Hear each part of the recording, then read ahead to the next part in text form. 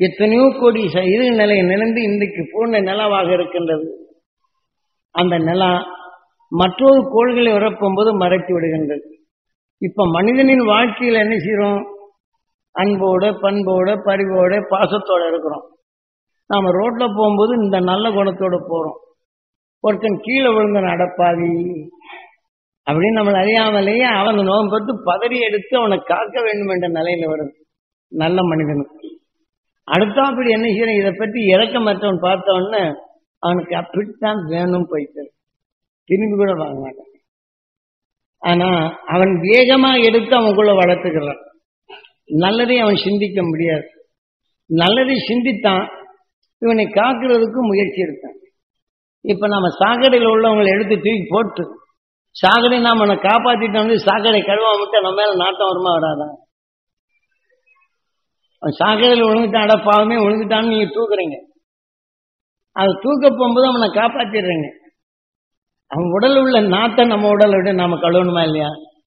அவனை கழுவ செய்யற நாம கழுவாம விட்டா என்ன பண்ணோம்? இதே பாடுதான் நம் வாழ்க்கையில் பிரிதோர் நிலைகள் நாம் வரப்படும் போது நம் உயிரில் பட்டு இந்த உணவின் தன்மை நம் இரத்தங்களிலே கலந்து விடுகின்றது. அப்படி கலந்த உணர்வுகள் நம் நல்ல அணுக்களை இதை அந்த நல்லதை நுகர விடாது தடுத்து விடுகின்றது. அப்ப நல்லதின் உணர்வு அதற்குள் பெருக்கப்படும் போது அதே நல்லதே கெட்டதாகி விடுகின்றது.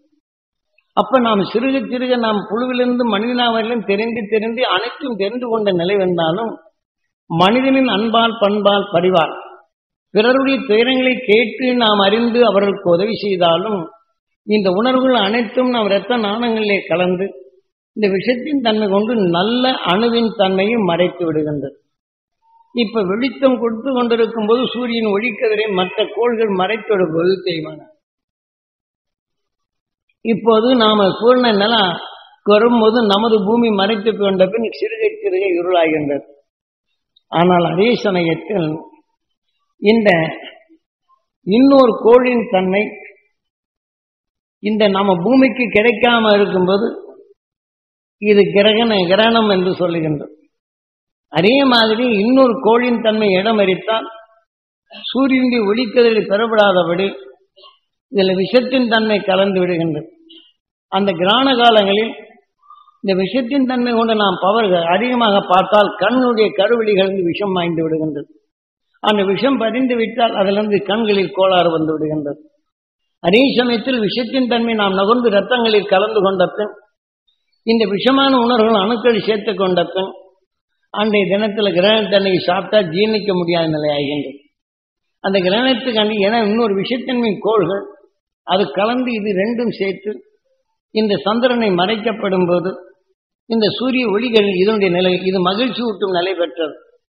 அந்த கிரகண நேரத்தில் இன்னொரு விஷக்கோளின் தன்மை மறைவாகப்படும் போது இதனுடைய ஒளிக்கட்டைகள் இதோடு கலந்து நாம் பார்க்கப்படும் போது நாம் சுவாசித்து நம் உடலை சேருகின்றது. அப்போ இதே போல நம்மளை அறியாமலேயே விஷத்தன்மைகள் மங்கி விடுகின்றது. ஆனால் மங்கிய நிலையில் கொண்டு இப்படி நமது வாழ்க்கையில் எத்தனையோ கிரகணங்கள் வருகின்றது. அந்த கிரகணிகள் நம்மளுக்குள் வரப்போகும்போது சிறுக சிறுக இரத்த நாணங்கள் மாசுபடுகின்றது. இதை போன்ற நிலையெல்லாம் வருது.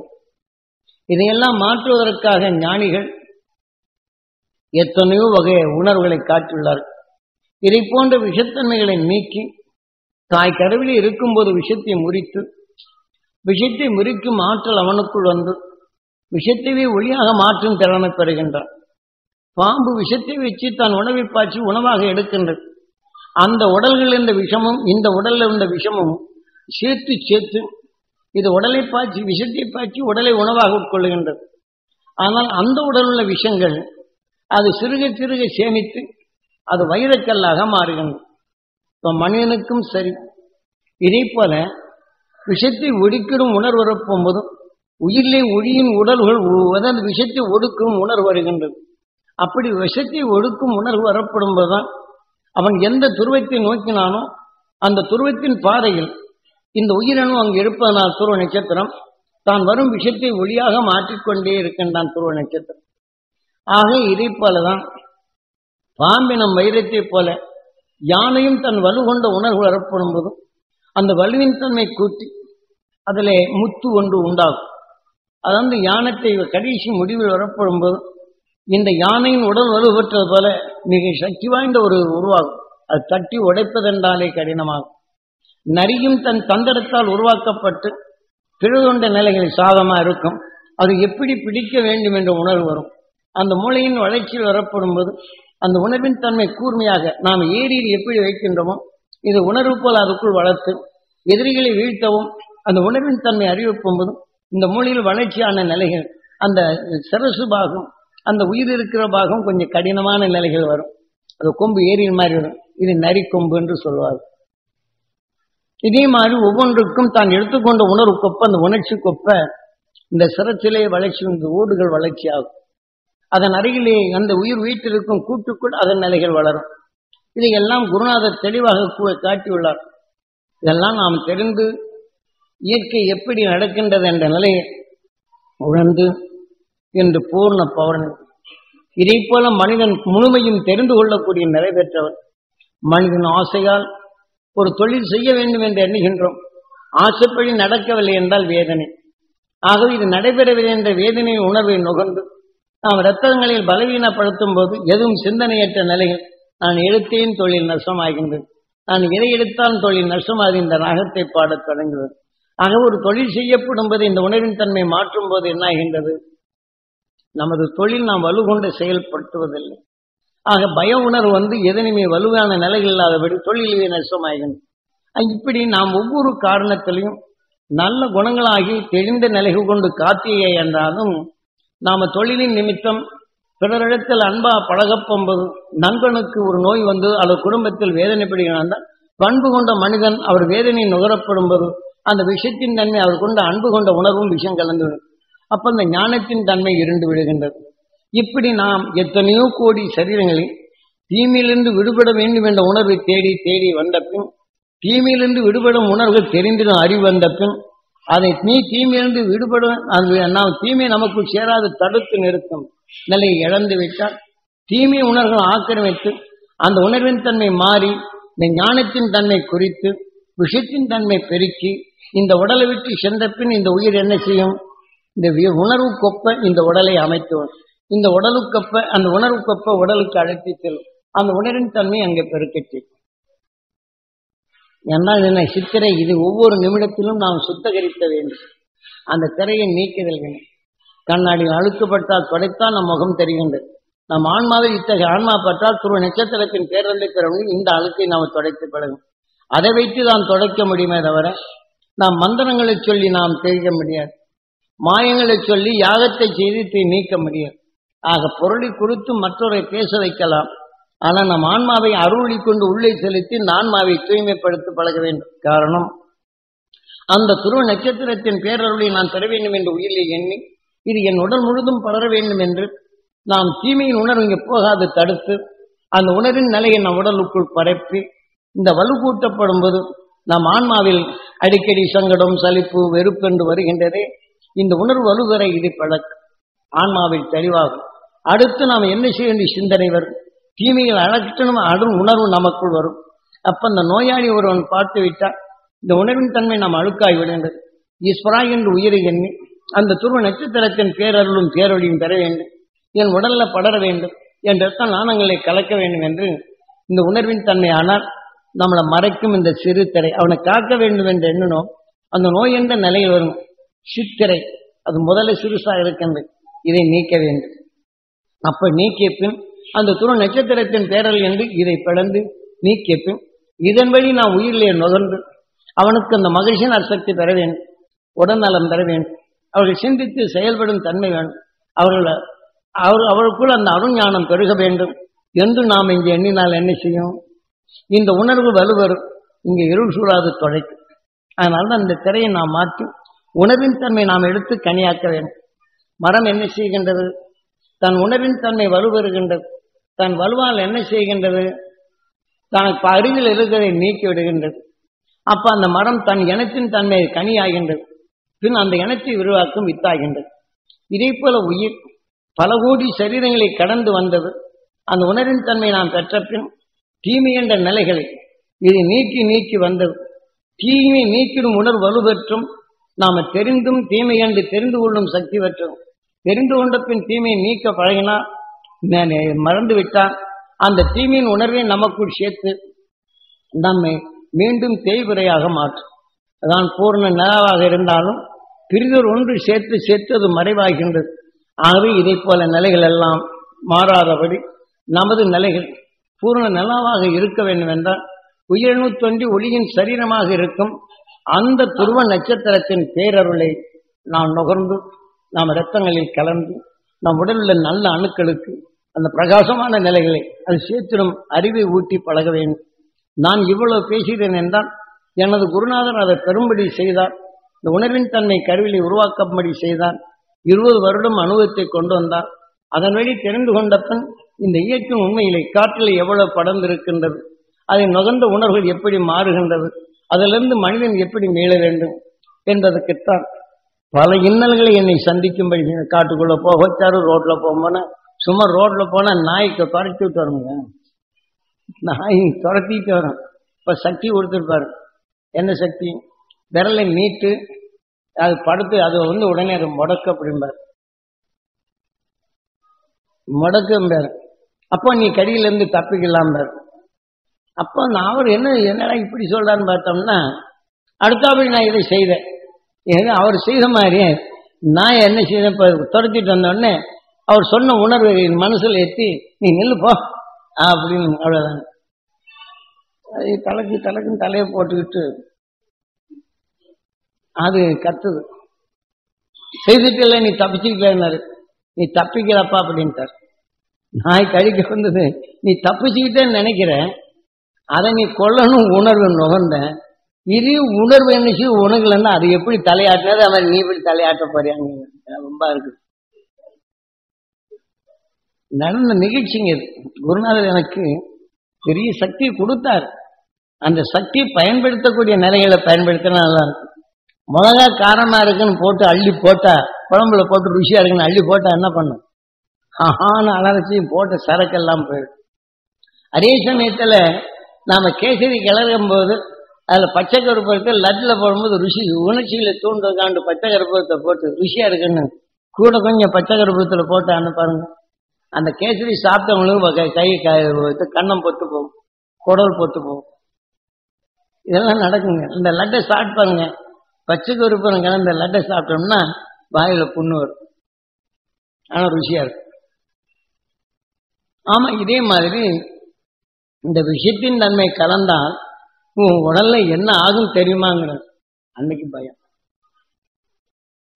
அன்னைக்கு பிடிச்ச பயம் தான். யாரையாவது சக்தி இருக்குதுங்கிற நான் என்ற திமிர் வந்தா முதல்ல உன்னை அடைக்க போடுவான். இது உனக்குள் நுகர்ந்து உங்ககிட்ட நல்ல குணங்களை கொள்ளும் அப்படிங்கிறார்.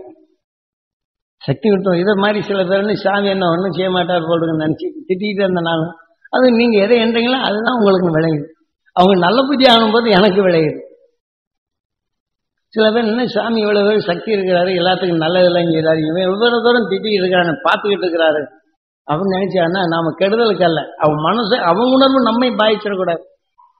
அவனுக்கு நல்ல புத்தி வரும்னு தான் நான் நினைக்கிறேன். அவரவர்கள் இருக்கும் உணர்வுகள் அவரவர்களுக்கு அந்த உயிரியை தண்டனை கொடுக்குது. நாம ஏன் தண்டனை கொடுப்பானோ? கொஞ்ச நாளைக்கு விலைக்கு போயிட்டு இருந்தோம்னா அந்த வேலையை நடக்கும். அதிகமா மீறின நிச்சயத்து வெள்ளம் வருதுன்னா இந்த வீட்டை அரிச்சிட்டு போனோம்னா தடையை போட்டு இந்த பக்கம் மறிச்சு இந்த பக்கம் அனுப்பிவிடலாம். கரையை போட்டுக்கணும். அதுக்காண்டு விட்டா போட்டு தண்ணி வெந்த போனா போய் தண்ணி வெத்தனா கட்டடத்தையே பேர்த்துட்டு. இதே போல ஒரு உணர்வின் தன்மை நம்மளுக்கு பாதிக்குது என்றால் இந்த உணர்வின் தன்மை நம் மோதாதபடி திசை திருப்பி விட்டுறோம். இதெல்லாம் இத்தனை பழக்கம் வாங்கியிருக்கு. என்ன செய்யறாங்க? விஞ்ஞான அறிவு கொண்டு என்னைக்கு திடீர்னு குளம் நிறைஞ்சிருச்சு, அதை அடைக்கணும்னா மண்ணை போட்டு அனுப்பிச்சு கரைச்சிட்டே போயிடும். அது மூட்டையை கட்டி மணலை கட்டி போட்டாச்சுன்னா 4 மூட்டை போயாச்சுன்னா கொஞ்சம் கொஞ்சமா தீங்கிட்டாங்க, கிணத்தை தூக்க முடியாது.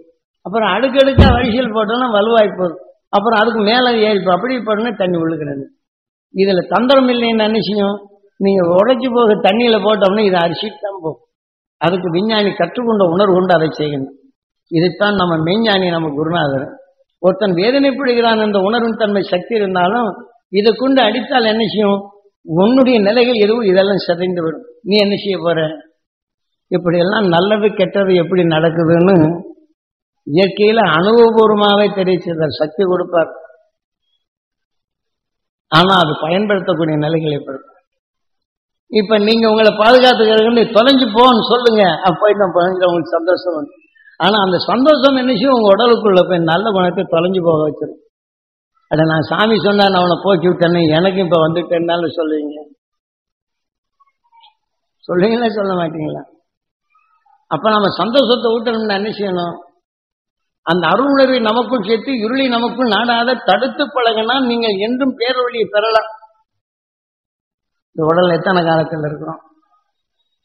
நீங்க கோடிக்கணக்கில் செல்வம் தேடி வைத்தாலும் எத்தனை காலம் இருக்கிறோம் சொல்லுங்க. அதான் ராமேஸ்வரத்துல ராமன் என்ன செய்யறான், நேரம் ஆயிப்போச்சுன்னு மணலை கூட்டி சிவலிங்கத்தை பூஜைக்க ஆரம்பிக்கிறான். இங்க நம்ம காவிய கர்த்தாக்கள் என்ன செய்யறாங்க தெரியுமா, சிவனை வணங்கினா உனக்கு சோறே கிடைக்காது, நம்ம சிவலிங்கத்தை பூஜித்து பூஜை போற ராமன். இவன் என்ன செய்யணும், ரெண்டையும் பிரிச்சிடறான். அவனுடைய நிலை என்ன, எல்லாரும் அரவணைத்து ஒன்றாக சேர்த்து ஒன்று நாம் குவித்து இந்த உடலை வளர்க்க வேண்டும், பிரித்து வாழக்கூடாது. ஆக ஒன்று சேர்த்து இணைந்து வாழும் தன்மை வேணும். ஆக எண்ணங்கள் நீங்க நல்லா இருக்கணும், நீங்க நல்லா இருக்கணும், நீங்க நல்லா இருக்கணும் சொன்னா எனக்குள் எண்ணங்கள் ஒன்றாகுது. ஆக இந்த உடல் இருக்கப்படும் போது எல்லாருடைய நிலைகளும் இன்பமாக இருக்கணும், அன்புடன் வளர வேண்டும், அரவணைத்து வாழ வேண்டும் என்ற உணர்வினை நமக்குள் ஒன்று சேர்க்க வேண்டும். அதான் ராமேஸ்வரத்துல மணலுக்கு வச்சு நேரமாயி போச்சுன்னு போய்க்கிறேன். இந்த உடல்ல இருக்கிற காலம் குறுகிய காலம் தான். இந்த உடலை விட்டு போவதற்கு முன்னாடி அரவணைத்து உணர்வின் தன்மை ஒளியாக மாற்றி நீ பழகு என்று சொன்னால் ராமாயணத்தில் எத்தனையோ கொண்டு போகும்.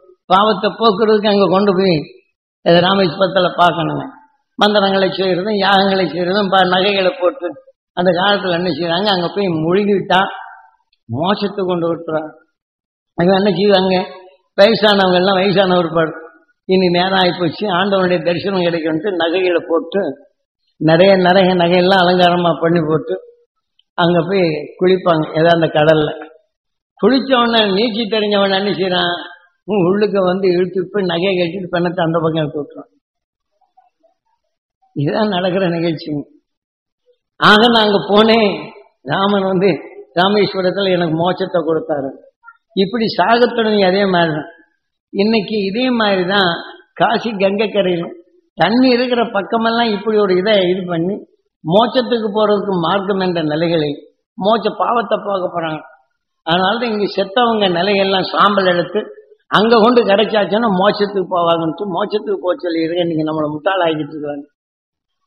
ஏன்னா இந்த இடமெல்லாம் சுத்தி பார்த்தோம். காசியில பார்த்தோம்னா காலையில இருந்து போக சொன்னார்.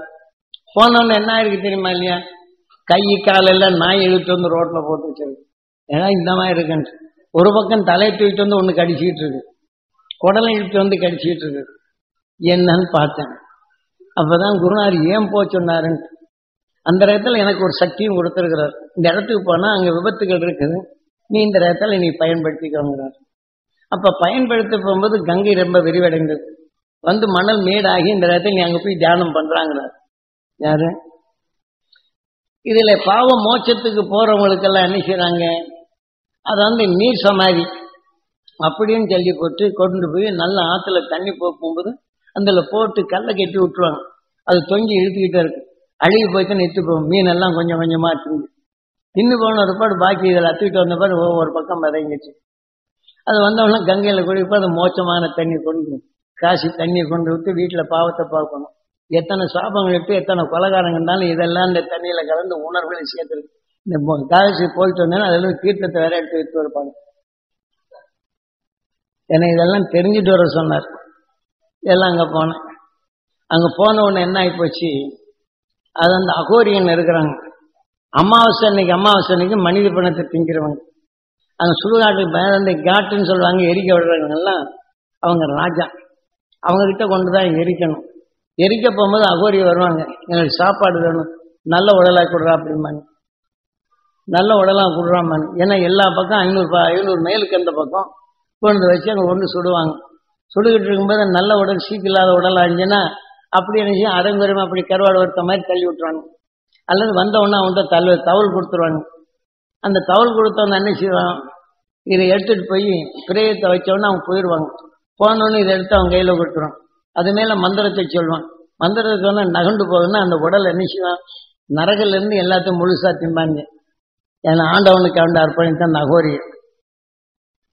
அதெல்லாம் பார்க்கறதுக்கு அப்படியே எங்க போச்சுனார். அது நான் எல்லாம் கேபிஐட்ட சொல்லும் போது இது என்ன இப்படி நடக்குமா, அரசாங்கம் எல்லாம் விடுவானான்ட்டு, சாமி இதெல்லாம் என்னால் நம்ப முடியலன்ட்டு கேபிஐட்ட கேட்பாரு. அப்புறம் ஒரு காலத்தில் இப்ப தற்சமயத்தில் அந்த பேப்பர்ல வந்த பொண்ணு அந்த என்னமோ எதுமோ ஒரு புசத்துல விழுந்து அதை தூக்கிட்டு ஓடி வந்தார். சாமி இதெல்லாம் ஒரு கவர்னருடைய பையன் கூட அதில் இருக்கிறானா திங்கிறானா அப்படிங்கிறார். ஏன்னா அந்த மாதிரி நான் கங்கைக்கரையில் என்ன அந்த மேய்ச்சம் கூட யாரும் எடுத்து வச்சுப்பாங்க. நீங்க பார்த்தீங்கன்னா போறோம் மனித மேல உட்கார்ந்து பிணங்களை எப்படி திங்கிறாங்க. அதுல பெரிய பெரிய செல்வந்தர்களும் ஞானிகளும் கூட அதில் சேர்ந்து சாப்பிட்டுக்கிட்டு இருக்கிறாங்க. இந்த மாதிரி உலகத்துல நாம் வாழ்றோம். விஞ்ஞான உலகமா இருக்குது இங்கே போடுறோம். இதே மாதிரி ஆப்பிரிக்க கண்டத்தில் எடுத்தாச்சுன்னா என்ன செய்யறாங்க, அதாவது ஆக்சிடென்ட் ஆகி போயாச்சுன்னா உடனே போயிட்டாங்கன்னா அந்த பெட்டியில் தான் வைப்பாங்க. அடுத்தாப்புல போட்டு போனாலும் அதை எடுத்து அதுக்கு சாப்பிடுறாங்க. செத்து போனது தானே, வீணா இருக்கிறது தானே, சாப்பிட்டா பரவாயில்ல. இதே மாதிரி சில தைவான் இந்த பக்கமெல்லாம் இந்த மாதிரி போயிடுச்சுன்னா சுடுகாட்டில் தோண்டி வந்து அந்த கறியா வச்சு ஹோட்டலில் கொண்டு கொடுக்குறோம். அந்த மாதிரி அப்புறம் என்ன செய்யுதுன்னா மனுஷன் கறியை கொண்டு இருந்து போட்டு ஒரு விஷயம் இருக்குன்னு அந்த ஹோட்டல் கறியாச்சு. இது என்னன்னா இந்த புது கறியா இருக்குன்னு போய் பார்க்க போனா இந்த மாதிரி பிறக்கிட்டானோ அப்புறம் அரெஸ்ட் பண்ணி வச்சிருக்காங்க. ஏன்னா மனிதன் பிழைக்கிறதுக்கு என்னென்ன வேலையெல்லாம் செய்யறான்னு பாருங்க. இப்ப இந்த உணர்வு வந்தா என்ன செய்வான் இதெல்லாம் நீங்க, ஏன்னா இதெல்லாம் குருநாதர் காமிக்கிறார். அப்ப நான் என்னை போயிட்டு இருக்கும்போது எனக்கு அப்ப பவர் கொடுத்துருக்கிறார். இந்த இடத்துக்கு போனா இந்த மாதிரி நான் 48 நாள் இங்க உட்காரணும் இந்த மணல்ல. அப்ப மணல்ல உட்காரப்போ போகும்போது நான் திருவாங்கூர் சத்திரத்துல காசியில தங்கி இருக்கிறேன். அப்ப அவங்களுக்குள்ள அந்த ஒரு மடத்துக்கு ஒருத்தரும் போக்கிகள் வச்சிருப்பாங்க. அவங்ககிட்ட ஒரு 400 பேர் 500 பேர் குரூப் இருப்பாங்க. இதான் ஒண்ணு அவங்கள காப்பாற்றுவாங்க. இந்த மாதிரி இருந்த உடனே அதுல ஒரு நாதுராம்ங்கிற ஒரு ஆளு அந்த காவல்காரன், அவனுக்கு கீழே ஒரு பெரிய படை இருக்கு. அதனால அந்த மடத்துக்கு வரவங்க எல்லாம் காவல்காரங்க. அப்ப நான் அவன்கிட்ட சொல்லிட்டு இங்க போய் ஜபத்துக்கு போறோம்னு சொன்னாங்க. அப்ப அவன்கிட்ட சில போய் இருக்கணும், அது எப்படி போறது படகு நினைச்சுக்கணும். அட சாமி நீங்க யாருக்கு சாப்பாட்டுக்கு போறீங்கிறேன். இப்படி கேட்கிறாங்க, நீங்க யாருக்கா வேண்டி சாப்பாட்டுக்கு போறீங்க? நீங்க உட்கார்ந்தேன்னா அகோரி வந்துடுவாங்க. அமாவாசை அன்னைக்கு நீங்க உட்கார போறீங்க, ராத்திரிக்கு எல்லாம் பாருங்க உங்களுக்கு என்ன பண்றான்னு உட்கார்ந்து பாருங்க. நீங்க வரமாட்டீங்களே கொண்டு தின்னுபடுவாங்கிறேன். யாரு அந்த அகோரியை தின்னுபடுவாங்க இந்த நாதராம்கிற சொல்றாங்க. அப்புறம் என்ன செய்யணும்னா அப்பதான் மங்களூர் நாராயண சேகர் ரூபாய் கொடுத்து விட்டுருக்காரு. அவன் நீ டெலஸ்கோப் வாங்கி வச்சுக்கப்பா அப்படின்னு சொல்லி போட்டு கொடுத்துட்டு என்ன செய்யறேன்னு பார்த்துக்க. அப்படி தின்னுட்டாங்கன்னா நீ மங்களூருக்கு தபால் எழுதிருக்கு அப்படின்னு இப்படிதான் சொன்ன. மங்களூருக்கு தபால் எழுதி 2-3 பேருக்கு அட்ரஸ் கொடுத்தணும். அந்த கொடுத்த உடனே என் சாமி அங்க போய் சாக போறீங்க, பேசாம இங்க இருங்க அப்படிங்கிற. இல்லை எனக்கு குருநாதர் போச்சோன்னாருப்பா அப்படின்னு. என்ன குருநாதர் போச்சோன்னாரு அப்படின்னு சொல்லிட்டு அவங்க கிண்டல் பண்றாங்க. சாக போறதுக்கு குருநாதர் போச்சு சொல்லியிருப்பார் போடணும் அப்படின்னு இப்படியே சொல்றாங்க. அப்புறம் உட்கார்ந்துருந்தவன என்ன ஆகி போச்சு, அவன் அனுப்ப மாட்டேங்கிறாங்க. அப்புறம் அவங்ககிட்ட சிறு வேலையை செய்தாங்க. பேசணும்னா என்ன ஆகி போச்சு, டபக்குன்னு கை காலில் நின்று போச்சு. இப்ப அந்த பவரோட போன உடனே கையை தூக்கு பண்ண வரமாட்டேங்கிறேன். காலை எடுங்க அப்படின்னு, கால் விட மாட்டேங்க அப்படின்னு. இப்ப என்ன நடக்குன்னு தெரியுமில்ல அப்படின்னு. அப்புறம் என்ன செய்ய டெலஸ்கோப் வாங்கி வச்சுக்கிட்டு அப்படின்னா நான் சொல்றேன் நடந்த நிகழ்ச்சிங்க. கால் தரையை விட்டு விட மாட்டேங்க. என் சின்னப்பநாயக்கம் பாயத்தில் கூட இதை அங்க இது பண்ணிட்டு ஒன்று இது பண்ணான்னு சொல்லிட்டு என்ன நடக்குதுன்னு போட்டு கந்தன் அந்த மந்திரவாதி சொன்னதை என்ன நடக்குன்னு பார்க்க வந்தாங்க. இவங்க நின்றுகிட்டு இருக்காங்க, என்னை அடிக்கிறதுக்கு ஆள் வர்றாங்க. ஏன்டா இங்க நிக்கிறேன், அதை கல் விட மாதிரிங்க என்னையா செய்ய சொல்றீங்க. அவன் இதே குமாரபாளையம் சின்னப்பநாயக்கம் பாளையத்துல மந்திரம் மைய கொண்டு வச்சான் பாருங்க. அவன் என்ன செய்யிட்டான், காலத்தை விட்டு இழுத்துட்டு இருக்கிறாங்க. இங்க எல்லாம் அப்படி நான் வெளியில போகும்போது அந்த பவர்ல இன்னும் ஒண்ணும் செய்ய முடியாது. அப்படி காலை எடுத்துட்டு வந்தாங்க. அப்படி என்ன நீ உண்மையை சொல்லுன்னு சொல்லுங்க. உண்மையை சொல்லணும்னு இந்த மாதிரி கந்தை மைய கொடுத்தான். நீ உட்கார இடத்துல தேய்ச்சி விட சொன்ன, அதனால என்ன தேய்ச்சி விட்டனுங்க அப்படின்னு சொல்லி விட்டு அந்த ஆள் உண்மையை சொன்னாங்க. கால் தூக்கிட்டு கீழே ஓட முடியல. அங்க இருக்க நம்ம இது சக்திவேல் அவங்க எல்லாம் விவரம் ஏன்னு கூடவே இருந்ததில்ல. காரணம் சக்திவேல் எங்க ஆஸ்மா நோய் இருந்தது, நீக்கிட்டு என்கிட்ட படுத்திக்கிட்டு இருந்தேன். அவங்க அம்மா கிட்ட போய் என்ன செய்யிட்டு அவங்க அப்பா கிட்ட அம்மா கிட்டையும் இந்த மந்திரவாதி கடைசியில் உன் பையனை கடத்திட்டு போயிடுவான், நீ அங்க உட்கார விடாது அப்படின்னு இப்படியே சொல்லிட்டாங்க. அங்க போய் சத்தம் எந்த ஒண்ணு நைட்ல அவங்க அம்மா படுத்துக்கிட்டு இருந்திருக்கு. அங்க இருந்து என்ன செய்ய மேல இருந்து சந்திரன்ல இருந்து அன்னைக்கு முழு நல்லா போடுது. சந்திரன்ல இருந்து என்ன செய்யுது, அங்க இருந்து சிவனும் பார்வதியும் முருகனும் வர்றாங்க. நீ வா வான்னு கூப்பிடுறாங்க. அந்நேரத்துக்கு ராத்திரி 1 மணிக்கு எந்திரிச்சு வந்து இவன் சக்தி வேலைங்க படுத்திருக்கிறாங்க. அவன்கிட்ட சொல்ல நல்ல கதை இருக்கு. இங்க வான்னு, ஐயோ நான் புள்ள குட்டிக்காரன், எனக்கு விட்டுரு, நான் இத்தனை பிள்ளை விட்டு காப்பாற்றணும். எனக்கு என்னை படுப்பு மோசமா திட்டி இருக்குங்க. யாரு? சக்திவேல் அம்மா. அந்த அம்மா அவர் கேட்கணும் பாருங்க, அவ்வளவு மோசமா திட்டி இருக்குங்க. இந்த பையன் இவனோ வரானுங்க, பிள்ளைகளை கடத்தி போறானுங்க, தொலைஞ்சு போன இந்த ஊருக்கெல்லாம் எதுக்கு வரானுங்க அப்படிங்கிறதெல்லாம் திட்டி இருக்கு. அது என்கிட்ட சொன்னாங்க. ஆனா ராத்திரில இந்த மாதிரி நடந்தவொடனே ராத்திரி 1 மணிக்கு எந்திரிச்சு வந்து, சாமி நான் தப்பு செய்யல, புள்ள குட்டிக்காரங்களை காப்பாத்து. ஏய் சக்திவேலு சொல்றா சாமிட்டு, நீ வான்னு கூப்பிட்டா போயிட்டாடா இடம். அவன் சக்திவேலிட்ட காட்டணும். அப்புறம் அங்கிருந்து வந்தது. அப்புறம் அந்த மாதிரி சொன்ன, ஒண்ணும் இல்லாம நீ நல்லா இருப்ப அப்படின்னு சொன்னா, அந்த அம்மா தான் சோறு கொண்டது. யாரு? சக்திவேலோட அம்மா. சாப்பாடு கொண்டு போய், இனிமேல் சாமியார்களை திட்டாதே, நீ கொண்டு போய் கொடுத்தான்னு. அப்புறம் தான் அந்த அம்மா வந்துட்டு போயிட்டு இருந்தேன். நடந்த நிகழ்ச்சிங்க இதெல்லாம். ஏன்னா அன்னைக்கு புல் பவரோட போனேன். இன்னைக்கு உங்களுக்கு ஞானத்தை ஊற்றி இந்த உணர்வின் தன்மை சக்தி பெருக்க வேண்டும், உங்களுக்கு பவரை கொடுக்குறேன். என்ன அருளை பெறுகிறது. நான் இந்த பவரெல்லாம் கொடுத்தா நினைச்சுவேங்க, இரு நான் பார்க்குறேன் மீசியம் இருக்கிற உன்னை பழச்சி காட்டுறேன். வேற என்ன செய்ய போறீங்க? ஏன்னா குருநாதர் என்னை தேடி கொடுத்தாரு. எது கொடுத்தாரு? எல்லாம் தாங்கக்கூடிய நிலைமை இருக்கும், மக்களுக்கு நல்லது செய்யணும்னு கொடுத்தாரு. அதை வச்சுதான் எதையும் தாங்கக்கூடிய அந்த சக்தி வச்சு அந்த நல்லதை பயன்படுத்தக்கூடிய நேரத்தில் பயன்படுத்தும். அதைத்தான் பண்ண செய்யணும். ஏன்னா அந்த பூர்ண நிலாவா இருக்கக்கூடிய நேரத்தில் இது எல்லாம் உடல் ஆசைக்கு வந்தா ஒவ்வொரு அறிவையும் இங்க மங்க வச்சிடும். இப்ப சாமி சக்தி கொடுத்து எனக்கு என்ன செய்யுது? நாம் பாரு, என்கிட்ட சக்தி இருக்கணும், உங்க விரல சூழ்நிலையை வைத்தால் என்ன ஆகும்? என்ன ஆகும்? ஏன் உணர்வுகள் இருண்டு கொண்டே போவதா இருக்குமே தவிர தெளிவாகாது. இவ்வளவு பெரிய சக்தி கொடுத்து நான் எங்க போகணும்? கேள்தான் போகிறேன். அதனால்தான் குருநாதர் என்னை விட்டு அப்ப அந்த சக்தியால் இன்னைக்கு சொல்லணும்.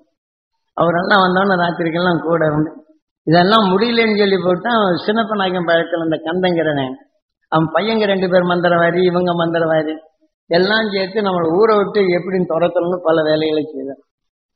சக்தி வேலைங்க அப்பா தான் சாப்பாடு சாயங்காலம் தோசை கூப்பிட்டு போவார், போய் கூப்பிட்டு வருவார். அவங்க வீட்டுல இருந்து சாப்பாடு வரும். 2-3 வீட்டுல நான் 7 வீடு 7 நாளைக்கு 7 பேர் அங்க சாப்பிட்டுக்கிட்டு இருந்தது. அதனால யாருக்கும் அந்த சாப்பாடு தான் எல்லாருக்கும் தலைவலி வருதா, அது வருதா, தோஷம் வருதா. ஒரு சிலர் எல்லாம் இந்த மந்திர வேலையை செய்துட்டாங்க, வாயே பேச முடியாம வந்துடுவாங்க. அப்ப இங்க வந்தோன்னா வாயை திறந்துட்டு போனாங்க. அவங்க இந்த காசும் வாங்குறது செய்வாங்க. இவன் சும்மா போனோன்னு பாரு, நம்ம குழப்ப தலைவன் அடிச்சு தொடர்த்துறாங்க. இதே சின்னப்ப நாயகம் படத்தில் நடந்த நிகழ்ச்சிங்க இதெல்லாம். எல்லாரும் இருக்கிறாங்க, தவறு செய்தெல்லாம் போயிட்டாங்க, ஓரளவு தவறு செய்யாதவங்கள இன்னைக்கு இருக்கிறாங்க. இது நடந்த நிகழ்ச்சிங்க. அப்ப இந்த எஸ்எஸ் சமக்குவங்களுக்கெல்லாம் தெரியாது. அவங்க ஆளுகளே என்னை தொடர்த்தணும்னு சொன்னவங்க தான். யாரு? அவங்களுக்குள்ள இந்த கிரீடி வார்த்தைகள் ரவடிகள்லாம் வச்சுக்கிட்டு இந்த ஊரை விட்டு துரத்துங்கப்பான்னு சொன்னவங்க தான்.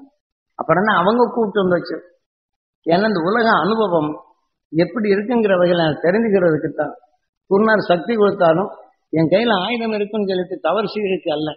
ஆனா நன்மை செய்யிருக்கிறேன். கடப்பாறை கொடுத்துருக்காங்க, வயர் இருக்குன்னா லேசா மேல இருக்க தோண்டுங்கன்னு சொல்லலாம். அந்த தோண்டுங்கன்னு சொல்லி விட்டாச்சுன்னா அது வயல்ல சூதானமால தோண்டணும். அந்த கடப்பாறையும் சீக்கிரம் தோண்டி குடிச்சிடலான்னு சொல்லிட்டு குத்தினா வயல்ல குத்தினா சேர்த்தாங்க. அதுவும் போச்சு, நம்மளையும் தூக்கி எறியும் இல்லை. இதெல்லாம் இந்த இயற்கை நீதிகளை அங்க காசி கங்கை கரையில பார்த்தோம்னா இந்த மாதிரி நிறைய நடக்குது. இந்த அமாவாசை அன்னைக்கு என்ன செய்யறான்னு இந்த உயிரோட கொண்டு சாப்பிடுறது. நான் உட்கார்ந்து கேட்டேன்.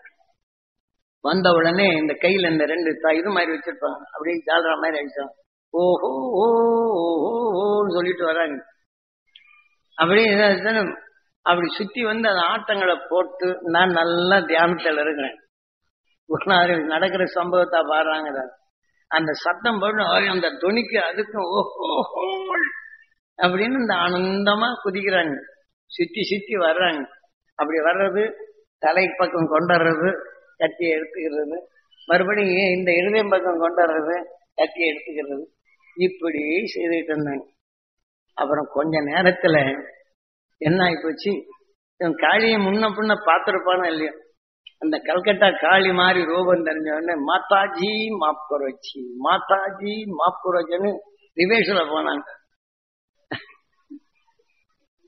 அந்த மாதாஜின்னு தாயே நீ மன்னிச்சிரு அப்படிங்கிறாங்க. பூரா விலகி நிற்கிறாங்க. அந்த நாதராம்ங்கிற அந்த டெலஸ்கோப் கொடுத்துருக்குறாங்க, இதுல பாக்குறாங்க. இந்த அமாவாசை அன்னைக்கு சாமியை கொல்லுவாங்கன்னு அவன் தெரிஞ்சிருச்சு. டெலிபோனுக்கு கரெக்டா பண்ணி வச்சிருக்கான். ஆனா இங்க நடக்குது இங்க நிகழ்ச்சி. இதெல்லாம் அனுபவத்துல சொல்லுங்க. இன்னைக்கும் நடக்குது காட்சியில. சில பகுதியில் இந்த மாதிரி அமாவாசை அன்னைக்கு சில உயிர்களை கொள்றாங்க. காளி கோயில் எல்லாம் வட இந்தியாவில இந்த மாதிரி நரபலி கொடுக்கறது உண்டு. கல்கட்டாவில நரபலி கொடுக்கறது உண்டு. ஏன்னா சாமிக்கு சக்தி கொடுக்குறாங்க. ஆக மற்ற நாள்கள் ஆடு பலி, அந்த இந்த மாதிரி வருஷத்துல ஒரு நாள் அமாவாசை வரும். அந்த மாதிரி இப்ப நம்ம சொல்றோம் சித்ரா பௌர்ணமி, இது மாதிரி அதுக்கு வந்து மாளிகை பிச்சை அமாவாசைன்னு வரும். அந்த அமாவாசை அன்னைக்கு அந்த காளி கோயில் எல்லாம் நரபலிகளை கொடுப்பாங்க. ஏன்னா இந்த மாதிரி சக்திகள் கொடுத்து சக்தியை பெறுறது.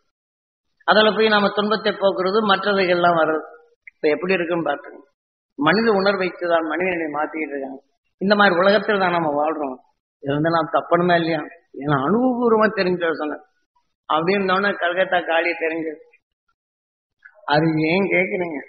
மாப்கரஜி மாதாஜி மாப்கரஜி மாதாஜி எப்படிதான் போட்டு அந்த ஆட்டம் பாட்டம் எல்லாம் போயிடுச்சு. அப்புறம் உட்கார்ந்தாச்சு, மகாதேவி சத்தம் போடுறாங்க. இவங்க இருந்து கேட்டுக்கிட்டு இருக்காங்க அப்படின்னு சொல்லி போட்டு எல்லாம் உட்கார்ந்து இருந்தாங்க. அப்புறம் நான் வர்றதில்லை, அவங்கதான் பாதுகாத்து இருந்தாங்க. ஆமா, இந்த படகுக்காரனை கரெக்டா அந்த நேரத்துக்கு அனுப்பிச்சு 48 நாள் முடிஞ்சவொன்னா இந்த படகுக்காரனை அனுப்பிச்சாங்க. அப்புறம் என்ன அவனுக்கு வந்தவனும் ஒரே பிசி. இப்ப அவன் கையில வச்சிருந்ததை நான் பாதரசத்துல செய்து கொடுத்து குருநாதர் இருக்கும்போது 7 இது செய்திருந்தேன். 7 இது செய்ததுல வந்து இதுல முகாம்பிகளை வச்சு செய்தது. அதுல 7 பேருக்கு கொடுத்தேன். அந்த 7 பேர் கொடுத்ததுல மங்களூர் நாராயணன் கொடுத்துருந்தோம் போச்சு, கன்சாமடாரு கொடுத்துருந்தா அவங்களுக்கு காணாம போச்சு. கொடுத்த இங்க இருந்தது சேலத்துல அவங்களுக்கு கொடுத்தா எல்லாம் காணாம போச்சு. அவருடைய சக்திகள் இல்லை வேணும் போயிடும். அந்த இதை வச்சுட்டு அது அங்க இவங்க கையில ஒண்ணு கொடுத்துருந்தேன். அது அந்த வந்து திருவாங்கூர் சத்திர மேனேஜர். அப்புறம் இங்க இருந்து வந்த உடனே இங்க எல்லாம் பார்த்தாங்க. ஏன்னா இந்த உலக நிலைகள்ல அங்க என்னென்ன சாப்பிடுறாங்க, மனிதனை எப்படி உயிரோட கொண்டு சாப்பிடுறாங்க, கடவுள் என்ற நிலைகள் எப்படி கொண்டாடுறான், இந்த மனித உடலுக்காக வேண்டி என்னென்ன அவசியங்கள் படுறாங்க, மனிதனை கொண்டு எப்படி மகிழ்ச்சி ஆகிறான், இதுல இருந்து மனிதன் என்னைக்கும் மனிதன் என்ற முழுமையை அடைகிறது அப்படின்னு தான் இந்த விளக்கங்களை தெரிஞ்சுக்கிறது தான் இங்க போச்சு. அதே மாதிரி இங்க வந்து எமயமலை வரையிலும் சைனா பார்டர் வரையிலும் போக சொன்னார். அன்னைக்கு சக்தி கொடுத்தார். அதை வச்சு நீ இப்ப போன அந்த நேரத்தில் எது பயன்படுத்தமோ அதை பயன்படுத்த. நாங்க ஒருத்தரை கொல்லவோ மற்றவருக்கு துன்புறுத்தவோ இதை பயன்படுத்தாது. உன்னை காத்துக்கிறதுக்கு எந்தெந்த நிலையை அதை பயன்படுத்து அப்படின்னு சொல்லிதான் அங்க போனோம். அதான் சைனா பார்டர்கிட்ட போறேன்னு அவர் சொன்ன வெறும் கோமட்டின்னு வச்சுட்டு போறேன். அப்ப இந்த பக்கத்துல இருந்து கடந்து போன உடனே திடீர்னு இந்த மலையில இந்த பனி பாறையெல்லாம் போயிடுது. போன உடனே என்ன ஆகுது, நாம எப்படிடா போறோம்னு இந்த தண்டபாணி இருக்கிறானே பையன், இவன் சின்ன பள்ளியில இருக்கிறான். நான்ட்டு நம்ம வீட்டுக்கு தெரு வாசப்படியில் உட்கார்ந்து இருக்கேன். இந்த ஏன் மேல ஏகத்துல ரத்தமா புழிஞ்சு கத்துக்கிட்டு இருக்கேன். ரத்தமா போயிட்டு இருக்குது. அந்த நேரத்துல இந்த எண்ணம் இது பாய்ந்தோடனே எப்படி நான் போக போறோம், பிள்ளைகள்ல என்னான்னு பிள்ளை ஞாபகம். இப்ப காட்சி கிடைக்குது. இங்க உட்கார்ந்துட்டு இருக்கிறான், ரத்தமா போயிட்டு இருக்கிறான். இவங்க அம்மா இந்த விறகு காயில விறகு இல்லைன்னு தவிச்சிட்டு இருக்குது. இவன் ரத்தமா போய்கிட்டு இருக்கிறான். அப்ப அங்க தெரிஞ்ச உடனே ஐயோ நாளைக்கு எப்படி அவனை காப்பாத்துறதுன்னு இந்த நினைப்பு இருக்கு.